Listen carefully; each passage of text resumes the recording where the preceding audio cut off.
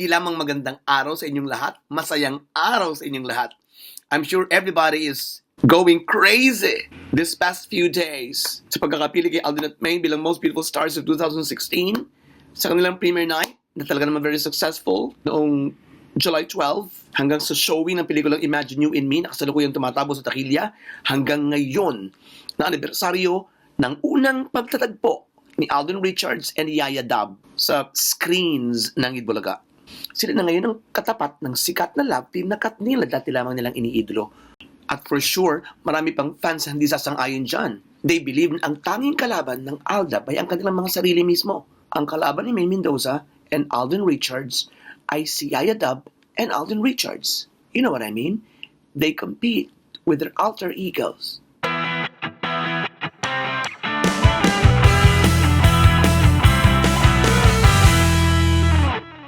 Sa Aldab Nation, this is a very special day dahil isineselebrate ngayon ang kauna-unahang taon ng pagkakatuklas sa Aldab phenomenon.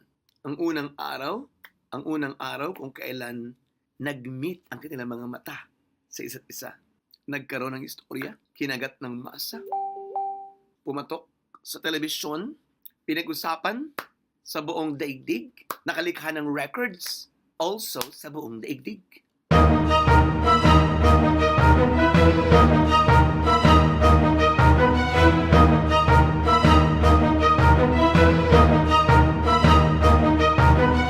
Now, ang Itbulaga today is kompleto. Kompleto sa selebrasyong nararapat sa isang phenomenal na palabas. Nagustuhan ko yung pagtatampok ng mga kasuotan dahil talaga namang pinag-usapan, ginamit sa mga costume parties, Halloween parties, Christmas parties. Lahat na yata ng kasayahan ay nandoon ang mga kasuotang ginamit ng mga characters ng kaliserye, particularly yung sa tatlong lola at yung kay Yaya Dab. So yung mga modeling, catwalk, pasado sa akin yun. I enjoyed it. Of course, yung sa kasal, nakakakilig pa rin nung mga nag-aido-aido na si Maine. At hindi lang kayong kinilig, ang buong Japan ay kinilig. Oo naman, no? Anong palagay nyo? Diyan lang sa inyo meron? Meron din dito. Hanggang dito sa Japan, ang fever ng idol mo. Watch this kung paano kinilig ang Aldab fans ng Tokyo. Bansay! Go!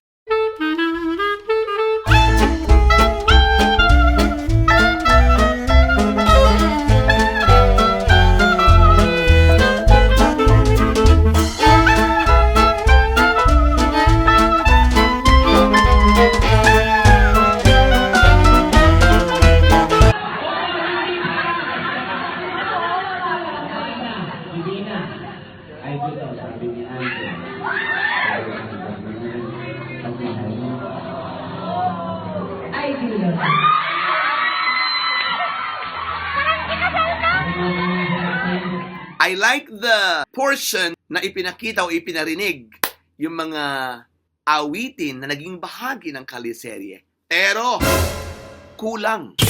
Wala yung ngiti and wala yung favorite ni Alden na Dalinay, loving you, Yamani. Diba? Dapat kasama. Naman. Nakikiusap ako sa'yo, nagmamakaawa. Kunin mo na ang lahat sa'kin, wag lang siya. Wag lang siya. 'Cause I'm dreaming of you tonight till tomorrow. I'll be holding inside. I'll love you, mahal kita. I'll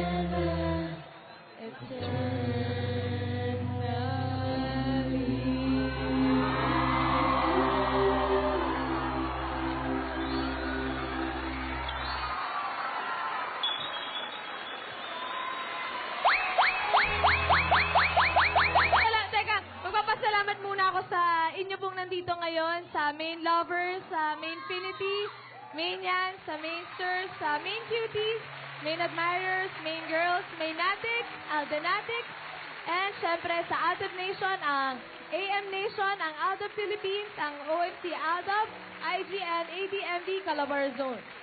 And Ano pa? Out of Nation Calabarzon, Official Maidenatics, Aldab Shippers, Maiden Heaven, Global Maiden, Solid Aldab Maychard, Team Aldabercad, Pilipinas, Aldab Nation United. Maraming Yan. salamat po dahil may pastor pa siya. Hindi po namin alam na meron pong ganito. Kaya thank you. Salamat. Hindi- Salamat. Thank you. Hindi ko in-expect na...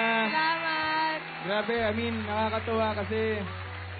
Alam nyo, ito yung mga kasama natin dati from day one. So, buti na lang hindi kayo bumibitaw. Andyan pa rin kayo. Maraming And- salamat po. Ganito yan. Magkakaiba man tayo ng pangalan, pero iisa ang puso nating lahat.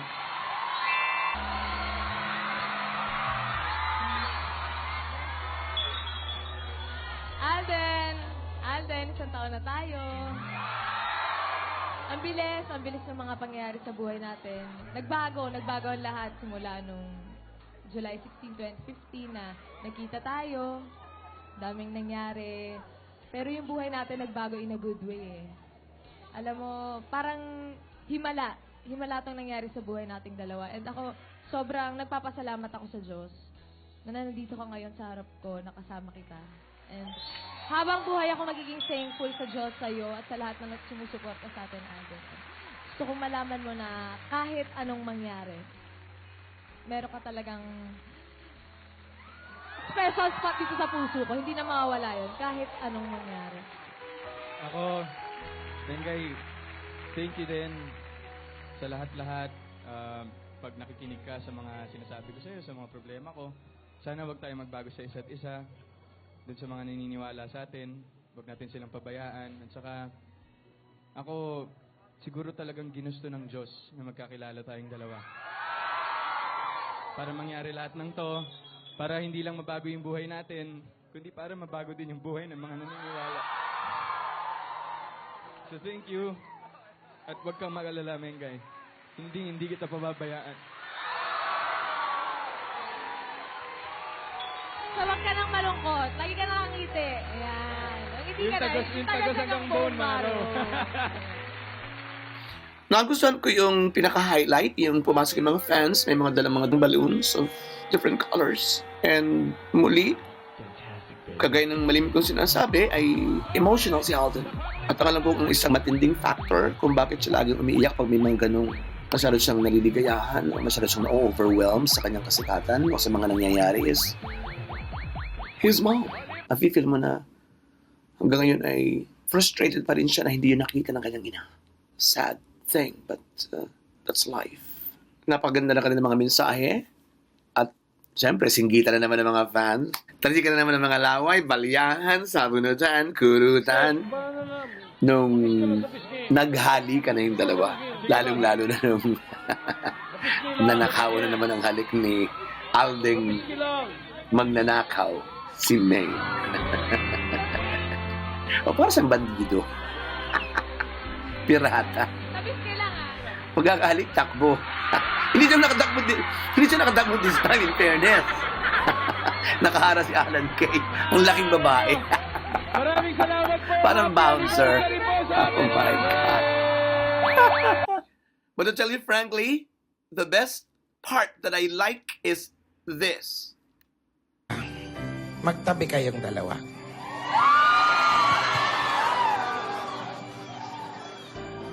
Richard Fulkerson Jr. Nasa harap mo na si Maine Mendoza.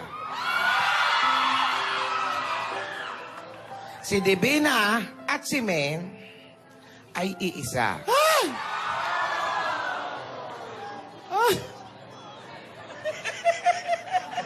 Magawa kayo ng kamay. Richard. Si Maine, tinatanggap mo ba siya ng buong buo? Lola, Mapayayadab, Mapadivina, Main Mendoza, kahit sino pa siya. Siya lang naman ang laman ng puso ko.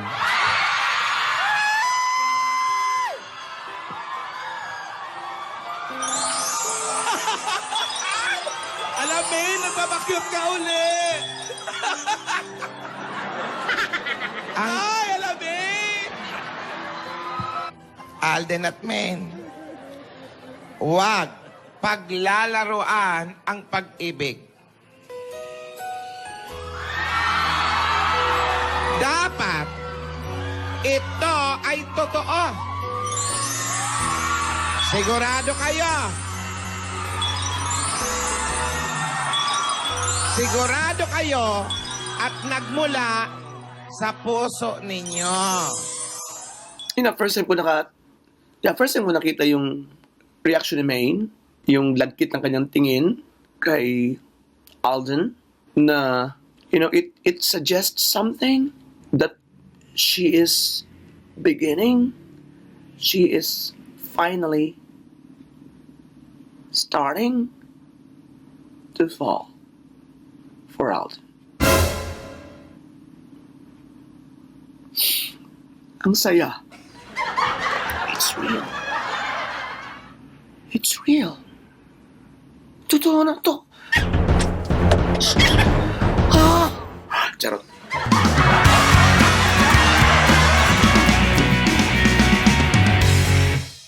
Alright, so thank you very much once again. This is your friend Robato saying arigato gozaimasu. Thank you.